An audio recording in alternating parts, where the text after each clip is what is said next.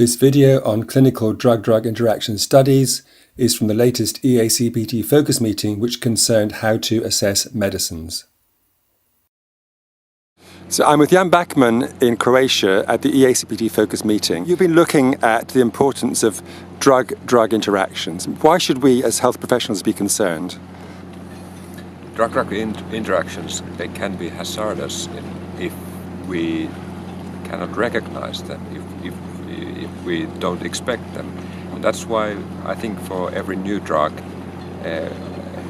we should do all that we can to understand the risks of drug-drug interactions before they are on the market. And bearing that in mind, within the European regulatory framework, it's really important that within drug development, people are looking carefully for these potential risks. Could you summarize what the key regulations are in relation both to pharmacokinetic interactions and pharmacodynamic? We have a pretty good and up-to-date recommendation or guideline in Europe, and it is very specific with regard to some pharmacokinetic mechanisms, specifically with cytochromes P450 for inhibition induction type of drug-drug interactions. But it also includes some recommendations concerning these transporter proteins, but not as detailed as with drug metabolism. With regard to pharmacodynamic interactions, it gives more freedom dependent on the situation, on the type of drug that is being studied. And what about physiologically based interaction studies? Or this physiologically based modeling, which is it's become very popular during the last 10 years or so, and there has been tremendous progress, I think, in the way we have learned to use these kinds of models.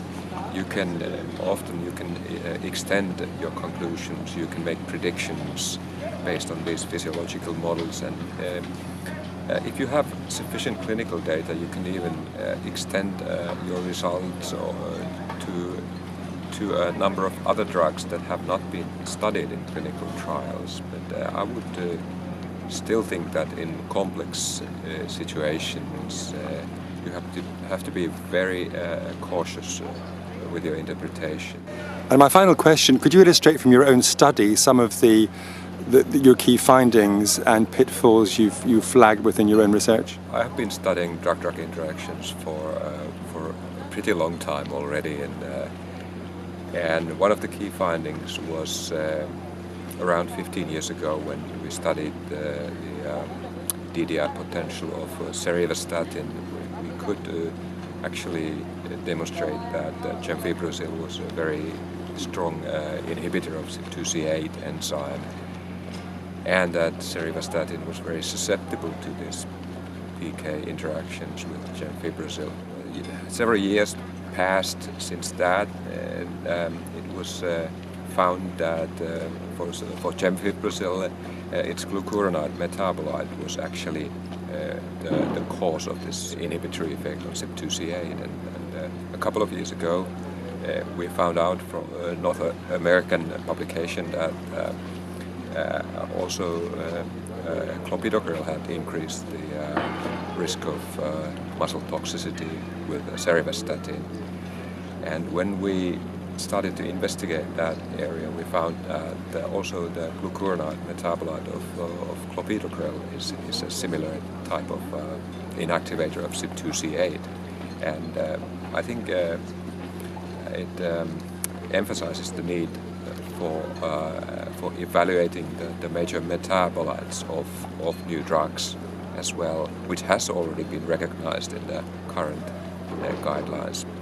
Perhaps not with regard to glucuronide metabolites, which are often thought of as inactive metabolites.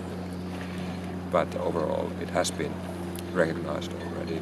This really emphasizes the need to evaluate also this type of drug metabolites when they are really major metabolites of the drugs.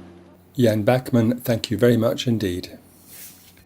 The next EACPT Congress will be held in Prague at the end of June 2017.